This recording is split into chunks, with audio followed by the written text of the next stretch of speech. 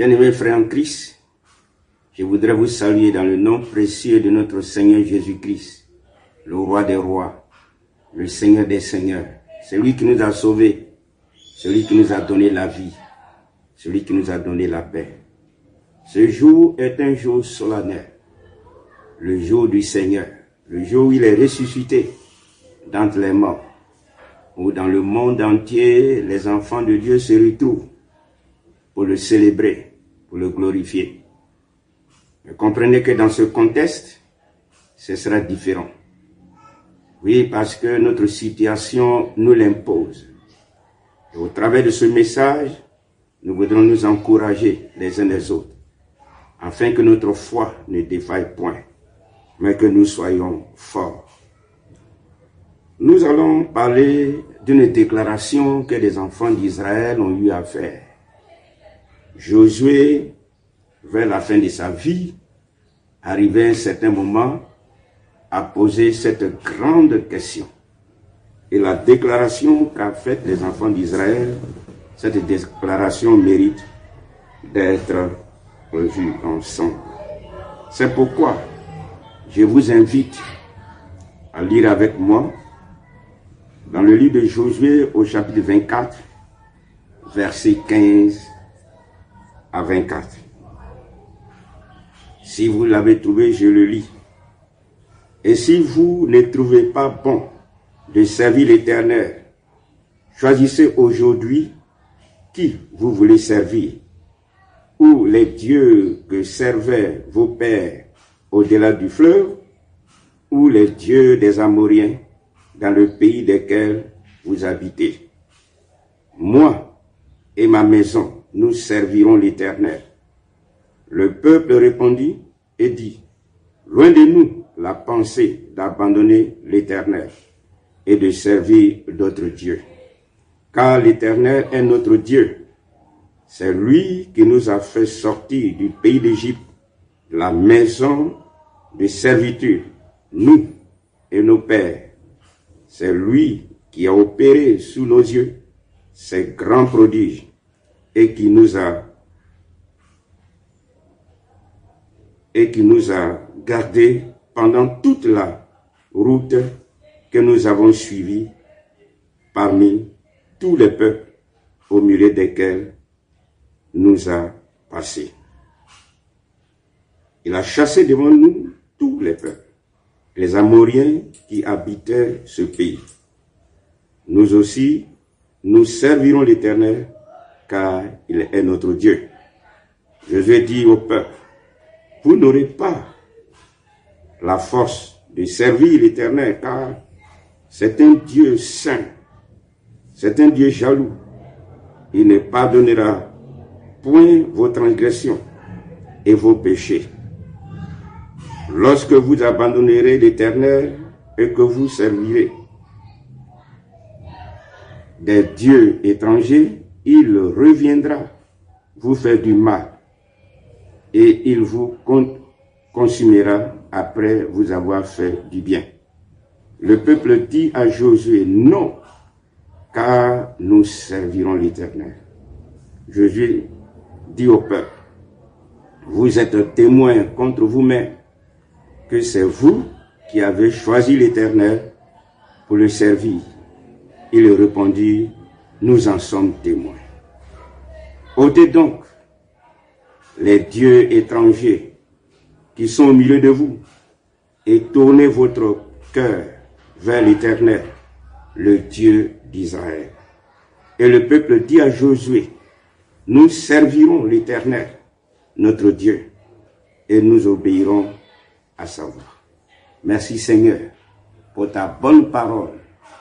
Permets qu'elle nous fasse du bien, que le Saint-Esprit soit l'heure en l'écoutant, afin que nous soyons réjouis et que nous te servions avec beaucoup de joie. Au nom de Jésus. Amen. Voilà le texte que nous venons de lire. Et comme je l'ai dit tantôt, que nous examinerons cette déclaration qui va servir comme prédication ou bien comme réflexion. Le thème que j'ai choisi en ce jour solennel, c'est activer la foi. Vous comprendrez pourquoi j'ai pris ce thème. Ce thème est tiré du texte. Par la suite, vous verrez. Mais parlons un peu de Josué. Josué, son nom signifie l'Éternel sauve. Il est le fils de Nun. Il fut le conducteur d'Israël. Ayant succédé Moïse, il introduisit les Israélites en Canaan, la terre promise. On peut lire cela dans Actes chapitre 7, verset 45. Hébreux 4, 8 souligne que Josué n'a pas introduit ce peuple dans le repos. Au verset 9, il est question d'un repos à venir pour le peuple de Dieu. Josué fut du nombre de ceux qui furent expédiés pour l'exploration du pays. Il fut aussi celui qui a pu faire un bon rapport à Moïse avec son ami, si nous pouvons le dire, Caleb, dans Nombre 14, verset 6 à 9. Josué et Caleb donnaient un rapport positif. Dieu agréa leur rapport par rapport aux autres. Donc Josué, voilà quelqu'un, un serviteur de Moïse, et cet homme a grandi, a vu comment Moïse a marché, comment il a souffert, et il a pris le relais. Il conduisit le peuple, et déjà dès le départ, il a eu à faire un rapport extraordinaire, lui et Caleb. Et la Bible nous dit que Dieu les a agréés, et c'est les deux qui ont pu entrer dans le pays promis, parce que les autres ont été négatifs. Donc nous voyons déjà que Dieu n'est pas avec ceux qui ne confessent que la foi négative dans leur vie. C'est pourquoi nous allons voir dans cette déclaration du peuple de Dieu et la responsabilité que Josué met devant le peuple. Et c'est ce qui va pousser le peuple à faire cette déclaration. La responsabilité du choix devant le peuple. Josué dit au verset 15, les paroles qui mettent une responsabilité de choix devant le peuple. Dans ces dits, il prend déjà une position ferme et dit, moi et ma maison, nous servirons l'Éternel. Le verset 15, et si vous ne trouvez pas bon de servir l'Éternel, choisissez aujourd'hui qui vous voulez servir, ou des dieux que servaient vos pères au-delà du fleuve, ou les dieux des Amoriens dans le pays desquels vous habitez. Moi et ma maison, nous servirons l'Éternel. Josué déjà prend position, parce qu'il sait que le choix est très important. C'est une foi active, une foi activée. Le verset 16 nous relève, ou bien nous révèle la déclaration du peuple, qui est une activation de la foi saine, d'où le terme fut tiré, activer la foi. La base de toute notre réussite dans la marche avec Dieu part du choix et de l'activation de notre foi placée en l'Éternel, notre Dieu, créateur des cieux et de la terre. Voyons ensemble l'attitude merveilleuse du peuple. La première attitude, c'est la détermination du peuple. Le peuple dit, au verset 16, « Loin de nous d'abandonner l'Éternel. » Ça, c'est vraiment intéressant. C'est pourquoi j'ai dit dans mon thème, « Activer la foi ». Il dit, « Loin de nous d'abandonner l'Éternel. » C'est une affirmation de son appartenance à l'Éternel, son Dieu.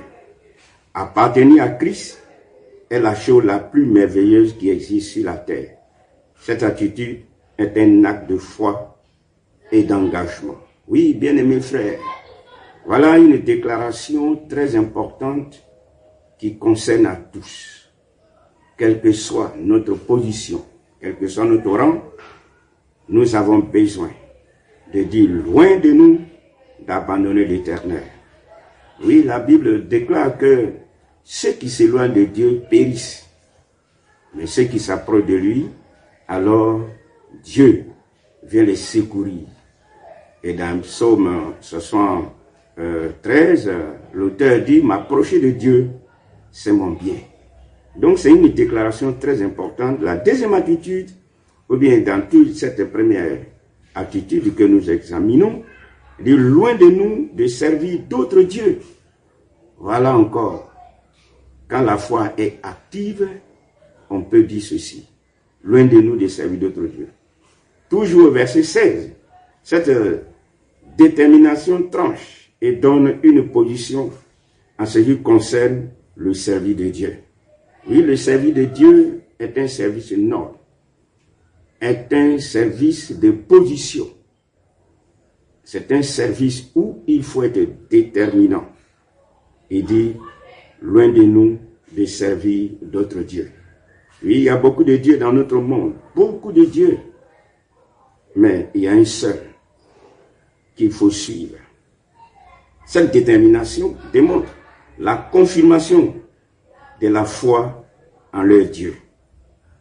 Oui, aller vers d'autres dieux est un acte de mépris et d'immaturité et de désobéissance à leur Dieu.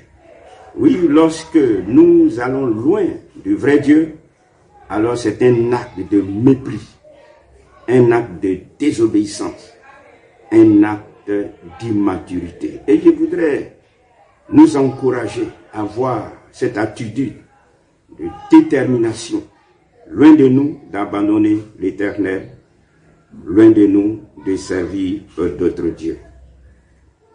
Deuxième attitude que nous relevons dans la déclaration toujours, c'est la confession du peuple, de réitérer que c'est Dieu qui les a délivrés. Ça, c'est au verset 17. L'Éternel est notre Dieu. C'est une confession de foi, sans avoir honte. Le peuple affirme leur identité, sans la compromettre. Oui, l'Éternel est notre Dieu.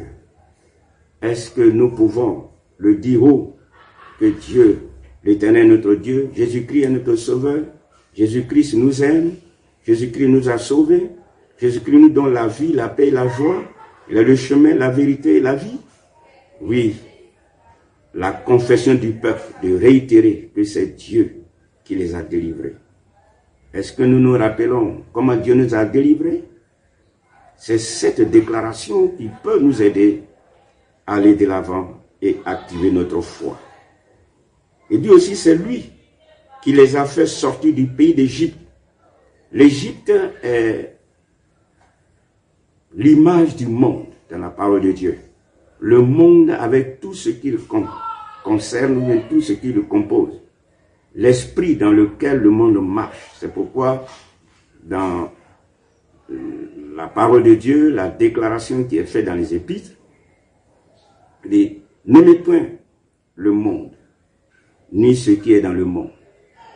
La convoitise des yeux, l'orgueil de la vie, la convoitise de la chair, tout cela ne vient pas de Dieu, mais vient du monde. L'esprit dans lequel le monde marche, c'est cela. Il dit, Dieu nous a fait sortir du pays d'Égypte. Ils reconnaissent, ils le confessent.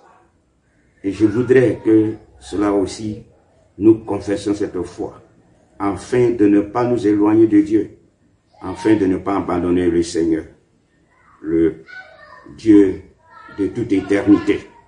Le monde et les ténèbres seront voués bientôt et jetés en enfer. Et c'est pourquoi nous devons demeurer dans la lumière. Dans cette deuxième attitude, le peuple affirme que Dieu a opéré des prodiges et des grands prodiges. Ça, c'est vraiment intéressant. Ils reconnaissent, ils confessent, bien-aimés frères, si nous regardons un peu en arrière et nous examinons les produits que Dieu a fait dans notre vie, alors cela doit nous pousser à activer notre foi, à garder notre foi, à ne point relâcher. Le peuple reconnut que Dieu les a suivis dans leur parcours. Parmi le peuple, partout où ils sont passés, ils le confessent.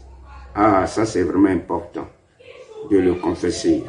Troisième attitude, la reconnaissance du peuple, de savoir que Dieu a chassé les ennemis devant eux. Ça c'est le verset 18. Dieu a chassé les ennemis et effectivement Dieu chasse les ennemis devant nous.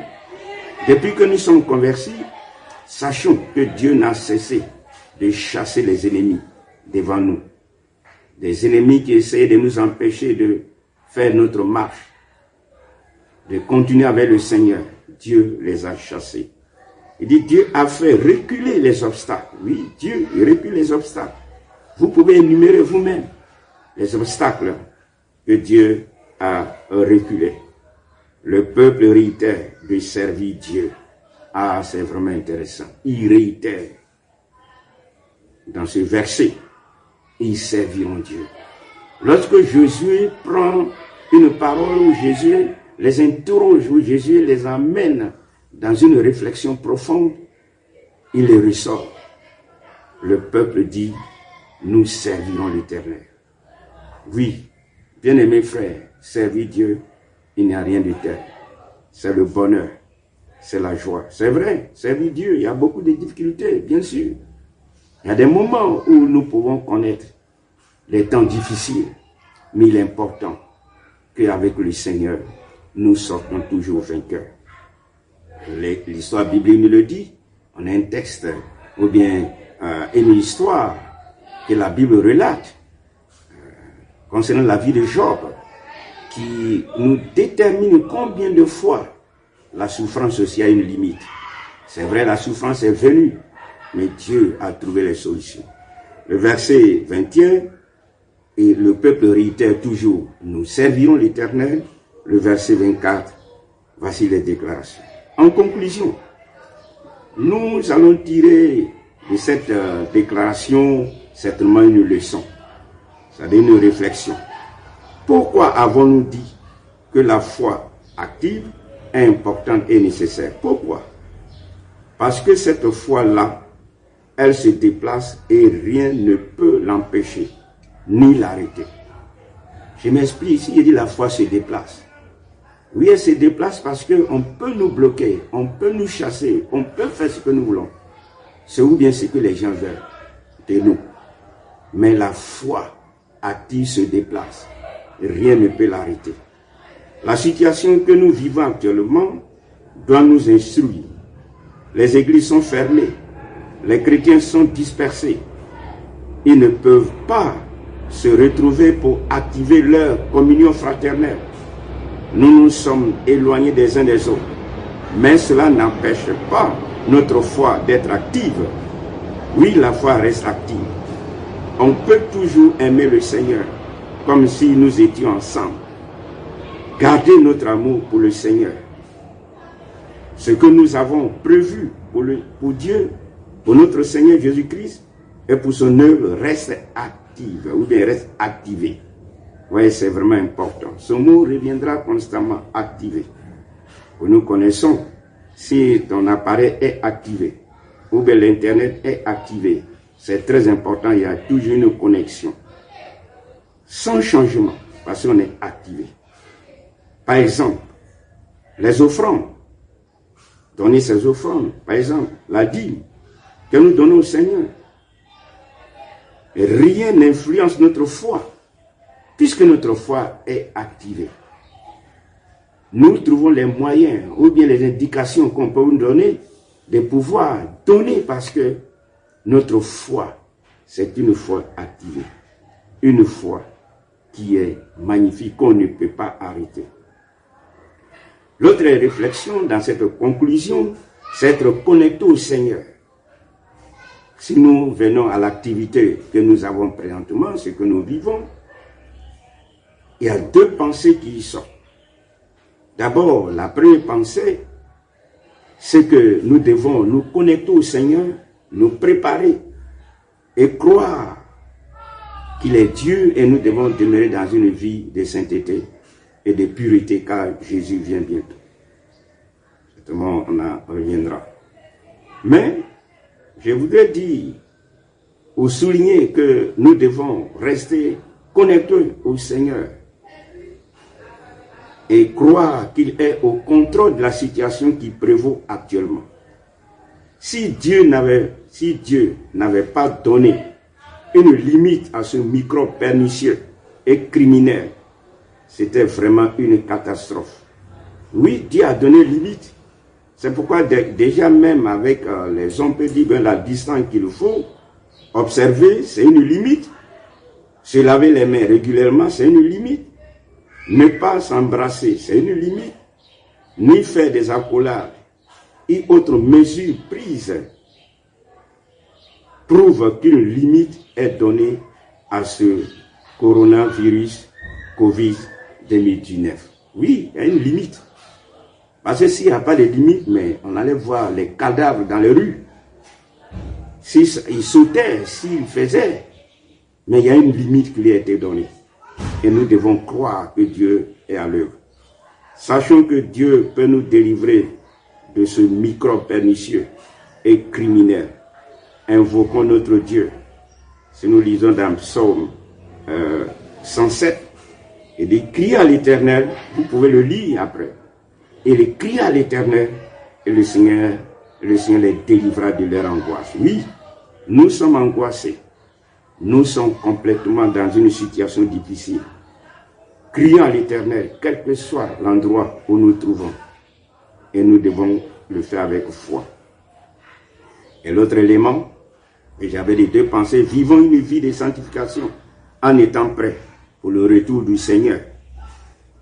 Ne cultivons pas une attitude de rébellion ou de mépris et de murmure contre Dieu, mais vivons notre foi. Faisons la promotion de notre foi. Jésus a dit, veillez donc et priez en tout temps, afin que vous ayez la force d'échapper à toutes ces choses qui arriveront et de paraître debout devant le Fils de l'homme. Ça, c'est dans Luc 11, 36. Oui, Jésus vient bientôt. Et dans cette pensée, alors que nous sommes en train de prier, en même temps, nous nous préparons à sa rencontre. Demandons donc à Dieu d'arrêter ce microbe, d'arrêter ce criminel, puisque il tue. Donc les criminels doivent être arrêtés. Et ce microbe fait partie des criminels qui doivent être arrêtés. Et c'est par la prière que Dieu peut nous apporter cette vie. Qu'il guérisse tous ceux qui sont atteints. Et enfin, qu'il stoppe cette pandémie qui perturbe la vie de toutes les nations. Que Dieu nous bénisse tous. Qu'il nous garde tous. Vivons donc notre foi active en Jésus-Christ, notre Seigneur.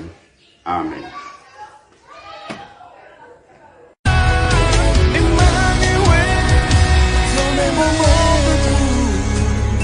Je sais que tu es là. Hey.